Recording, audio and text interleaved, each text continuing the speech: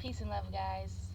So I'm just sitting out here on my lunch break, and I thought I'd just go ahead and make a little quick video. Um, Today I want to talk about two things, and of course they deal with Egyptian art because I was watching a documentary yesterday, and I also was looking at some art, just trying to just you know look at it and associate some of the things that I've been going through.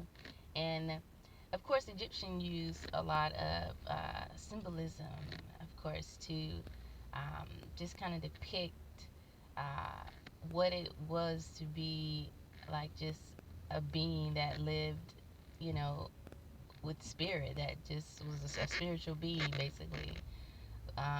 What I believe is that um, Egyptians, of course, were just very spiritual people, so they had perception to see the spiritual realm and what it consists of, and they just did their best to just kind of depict that type of experience. So, what people call the Ankh of some sort, it's kind of looks like a, it kind of looks, or I believe that Christians kind of took from its similarities and created the cross, but it's more so um, almost it's a cross, and then it has like more of an oval shape on the top of it, but they call it an ankh, and it supposed to just means like just everlasting life, a symbol of that of, of one of many symbols that the Egyptians had. But they always showed this particular symbol was depicted a lot in at the mouth. Um, I think that's because, well, a lot of the ascension and the clearing and spirit does a lot at my mouth. Um, like it's just perfect example is just morning. Well, first of all, this whole weekend has just been like a session of just immense healing. Like I've gotten just when I think like it can't be more stuff, it's more, and it's like, my God, that was a lot they got out. But this weekend, and it's been a long time since I got this much clearing. I mean, like just having stuff pulled and just having stuff just shoot up out of me. I'm just like, where did it come from? But um, needless to say, when there's a lot of activity like that going on, once again, a lot of the stuff is exiting out the crown. When you think about just your physical cavity, and then you have like your astral cavity also, but particularly like your physical cavities, it always gets clogging in this area. Why? Because you have you're bigger here, and then when you get here, you're smaller, so stuff tends to get stuck there. So um, this morning I woke up to I woke up to the divine just at my mouth, trying to just, first of all, any indication that I'm about to wake up or waking up, they let me sleep, right?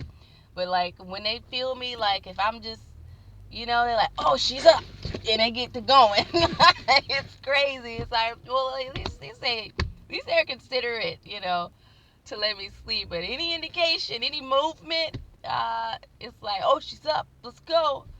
And they're at that mouth because it's since there's been so much clearing going on, there's a lot of stuff that was there, so they had to get in there. So um, that symbolism, I don't know. Maybe the shape of that also maybe represents some type of tool, because I said these beings use tools to do a lot of things. It's like I express it in the form of, like I said, they do a lot of drilling, but they have something that they're able to like stick, and it does some type of turning to like get in there.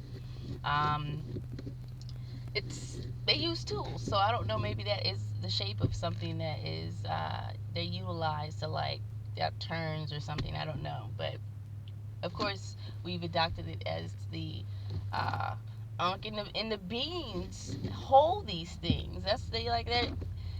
It's like as a matter of fact, but we think it's so like mystical, and it's, I think it's just like boom, this is what they're doing, this is maybe how they look, this is what they use, this is it, boom.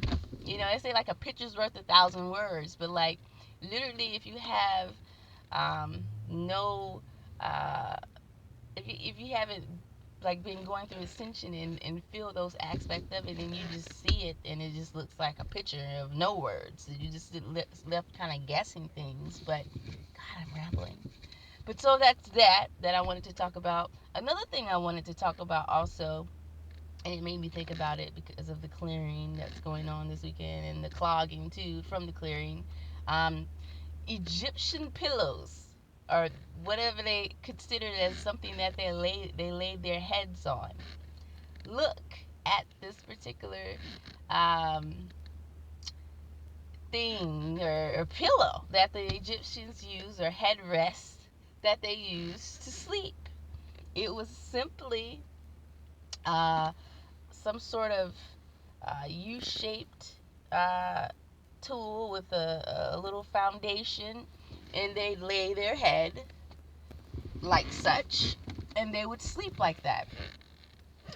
Being a high vibrational person with very with strong life force energy coming, I could see why it was very important for them to, like, first of all, the crown is like just where everything happens anyway. So it's where you have the protectors here, you have them all here, just like, I wish you would, dark worker, you know. But they have that, and they have that in their head. They laid on that, and that allowed, of course, for the life force energy just to flow so powerful and strong. And of course, if you, like, you know, it forces you to like lay right. And that's what I've been trying to do when I go to sleep. Like I just like just straighten my body out, and I like sleep really straight. Um, and I think that's important when you're a spiritual being, to like have that type of way that in spirit just like, yeah, I wish you would, like, over there protecting your crown, yo. It's not a game. um, it's very important. So yeah, I want to just talk about that. Either I know what I'm talking about, I have a freaking awesome imagination, guys. It's crazy.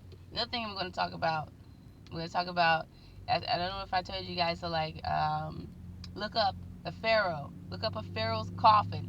How the pharaoh's coffin look. Look at all the art on the pharaoh. You see the beetle, you see the bird, you see a bird here, you see a bird here. Come on now.